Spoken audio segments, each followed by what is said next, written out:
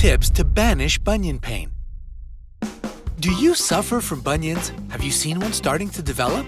Or do you know that bunions run in your family and you want to know how to prevent them? If the answer to any of these questions is yes, then it's important to seek proper treatment and follow exercises that will prevent further injury. As always, don't forget to click the subscribe button and turn on notifications to be one of the first Brightsiders to watch our videos. Number 1. Correct footwear. The clearest sign of a bunion is a bump that sticks out from the side of your big toe. If you have one, it can be a rather painful experience. The proper medical term for a bunion is hallux valgus. If you wear incorrect footwear, then the risk of developing this deformity becomes higher. Your toes are meant to lie flat and feel comfortable inside a shoe without getting pressed against one another. They should have enough room to move. However, if you wear high heels, you might encounter a couple of problems. They put all your body weight onto your toes, and they usually crowd your toes together. While wearing high heels, you can't wiggle your toes because they are performing the important function of keeping you balanced, so they're tight and under the pressure of your weight. Ideally, you should wear shoes with heels less than 2 inches. If you wear shoes that are too narrow or tight, there won't be any room for your toes to move. If you wear shoes that are too pointy, like flat shoes with a pointed toe, then not only are your toes getting crowded, but they're also being shaped into an unnatural position where your big toe is bent inward. So this is the time to give your toes some relief by getting some proper footwear. Now you have a good excuse to go shoe shopping. Number 2. Weight and diet.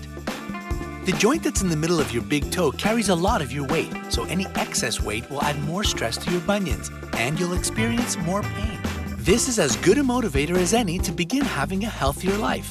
To prevent your bunions from getting more inflamed, you'll have to stop eating foods and ingredients that increase the risk of joint inflammation. It might be best to avoid foods with a lot of sugar, saturated fats, MSG, and refined carbohydrates. To fight bunion pain the right way, add anti-inflammatory foods to your diet. Try beans, fish, and whole grains. Number 3. Exercise. The key is to do gentle and slow exercises. Try doing them every day, spending no more than 10 minutes each time. Toes exercise number 1. Place your foot firmly on the floor and try to raise just your toes. This might be difficult by itself, but once you've mastered this, you can continue to the next step. Keep your toes lifted. Now extend your big toe and press it down while your other toes are still in the air. The key is to really extend your big toe before pressing it down. Toes exercise number 2. Put some small objects like pencils or pebbles on the floor. Now try to pick them up with your toes.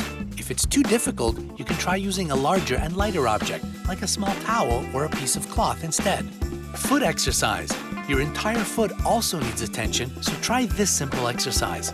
Lift your toes and then lower them. Slowly lift your heel and then lower it. Repeat at least 5 times. After you've done this 5 times, begin to lift your heel to its full capacity. You should feel the stretch going up to your calves. Repeat 5 more times. You can do this exercise whenever you feel tightness in your foot or toes and as often as you need to. Number 4. Massage techniques. When you massage your toes and feet, you are encouraging them to loosen up and return to their original shape.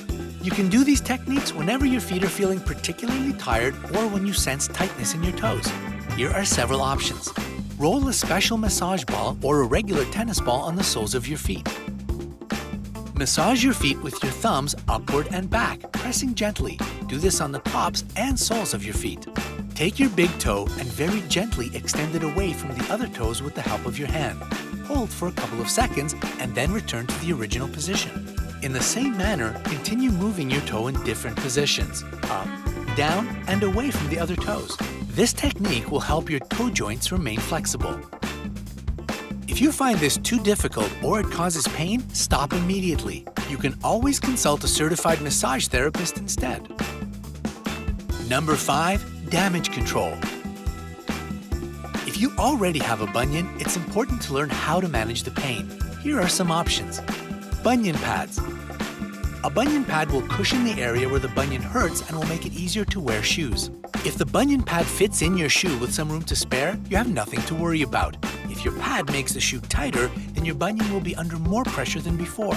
Therefore, it's best to avoid them or wear bigger shoes. These pads can be purchased online, and many pharmacies carry them as well. Bunion sleeves. A bunion sleeve covers a larger area of your foot than a bunion pad, and it might encase your whole foot arch. Bunion sleeves are designed to correct your position, so it's not just about preventing chafing.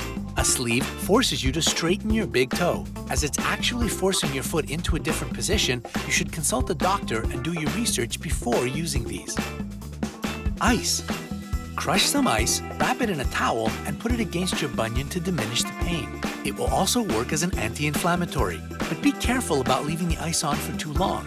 Your foot doesn't have as many muscles as other parts of your body, so you shouldn't leave it on for more than 20 minutes.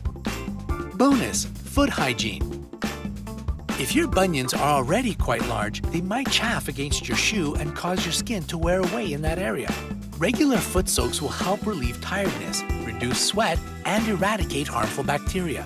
Keep the temperature at a warm level. To give the soak a great boost, add oils known for their anti-inflammatory properties: chamomile, calendula, or lavender. Your feet will feel great afterwards. So tell us, Brightsiders, have you found a way to treat your bunions? Are you wearing the proper footwear? Let us know in the comment section. And don't forget to click subscribe to stay on the bright side of life.